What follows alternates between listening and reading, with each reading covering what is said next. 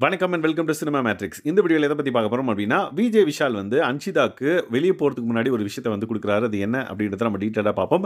அதுக்கு முன்னாடி நம்மளோட சேனல் நீங்க சப்ஸ்கிரைப் பண்ணாம இருந்தீங்கன்னா, சப்ஸ்கிரைப் பண்ணி சப்போர்ட் பண்ணுங்க. எக்ஸ் கண்டஸ்டன்ட்ஸ் வந்து ஒவ்வொருத்தரா எப்படி எலிமினேட் ஆனாங்களோ, அந்த மாதிரி வெளிய போறாங்க. எல்லாருக்கும் விஷயம் சொல்ட்டு, அப்ப அன்ஷிதாவோட டர்ன் வரதுக்கு முன்னாடி குடுகுடுன்னு விஷால் வந்து உள்ள போறாரு. உள்ள போயிட்டு ஏதோ எடுத்துட்டு வந்தாரு.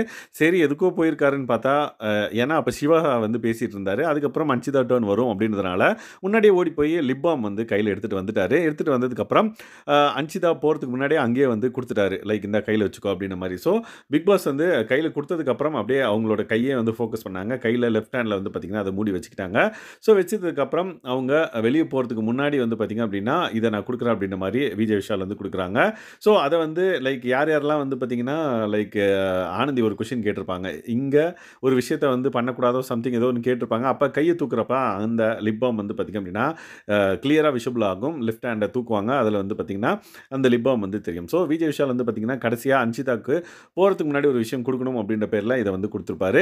இல்ல அது அவங்களது ரிட்டர்ன் பண்றாரா அப்படின்றது ஒண்ணும் புரியல. ஸோ அவங்களுக்குள்ள இருக்க பாண்டிங் எல்லாருக்குமே தெரிஞ்சிருக்கும். ஸோ வெளிய போம்போது ஏதாவது ஒண்ணு குடுக்கணும் அப்படின்ற பேர்ல இத குடுத்தாரா என்னன்னு தெரியல.